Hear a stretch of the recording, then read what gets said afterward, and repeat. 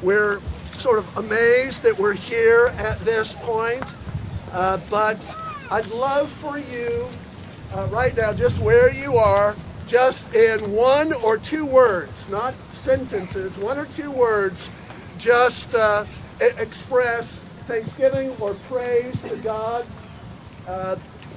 Any impressions that you got? What are you feeling? Just shout it out.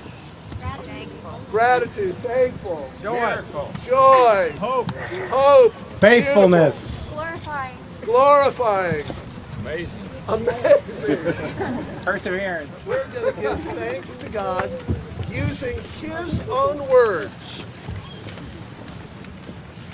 The steadfast love of God endures forever. The righteous shall know that full well. I will be like a green olive tree in the house of God, and so I will trust in the steadfast love of God forever and ever. I will thank you forever, O Lord, because you have done it. I will wait for your name, for it is good in the presence of the godly. We must trust in the love of God. For the steadfast love of God endures forever. The church is one foundation, is Jesus Christ her Lord. She is His new creation, by water and the word. From heaven He came as Father to be His holy God. With His own blood He Father, and for her life He died. The church shall never perish, her dear Lord to defend, to guide, sustain, and cherish, is with her to the end. Though there be those that hate her, and false in her hair, against the foe and traitor, she never shall prevail. We'll have a double driveway. Right along these trees here will be our ingress, and the old driveway will be how we exit. And then we'll have a larger entrance when you come in. So it'll be safer, it'll be more welcoming, and it'll be code. So what do we accomplish in this phase? We accomplish all that's necessary to build a building. We're moving on, and all options are on the table. We're exploring some ideas of partnering with a school to help defer some of the expenses, and we're trying to figure out a way how we can finance it. Moving forward, we're focused not solely on building a building, but on building up a people. And one of the scriptures that George chose for this really does remind us about our first and foremost goal, and that is to be shaped after Christ in all that we do, whether we're raising walls or putting in pavement or serving our neighbor. That's our first calling, is to walk in a manner worthy of our calling after Christ. So with that in mind, we'll go to Colossians chapter 1, and we'll read 2 verses there.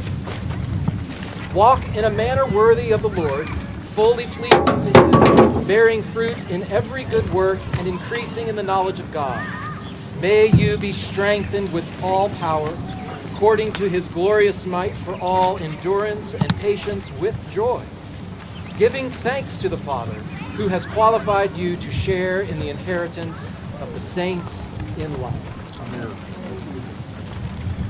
Immediately after his extraordinary exposition of the good news of the gospel of Jesus Christ and our redemption in him by the finished work on the cross and the power of the resurrection, the glory of justification by faith in the book of Romans, the Apostle Paul turns to practical matters at chapter 12, verse 1.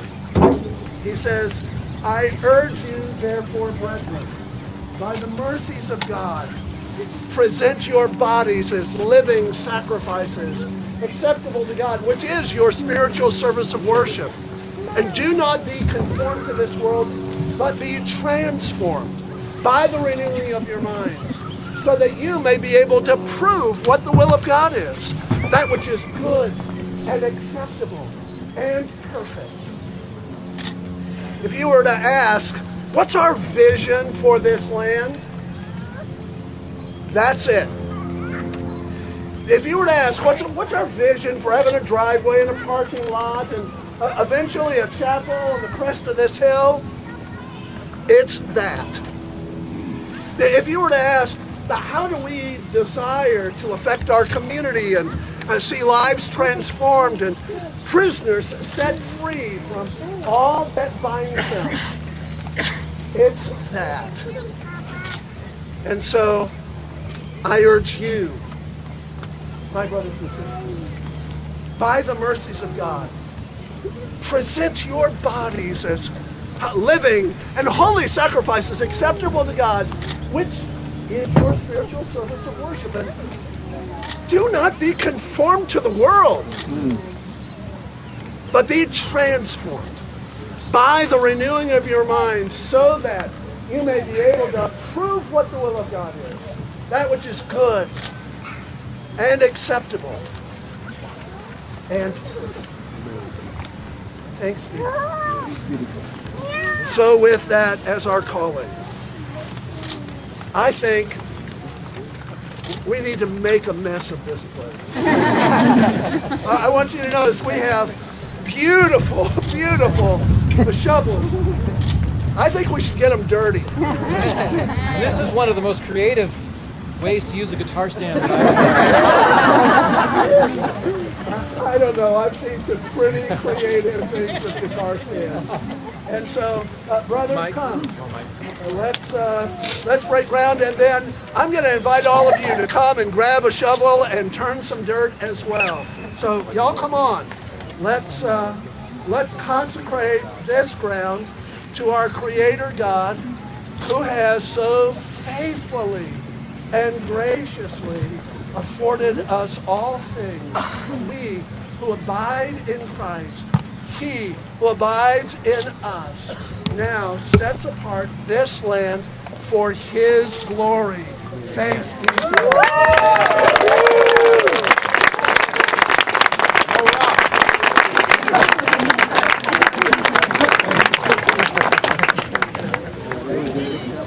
Might get done today. Let's go.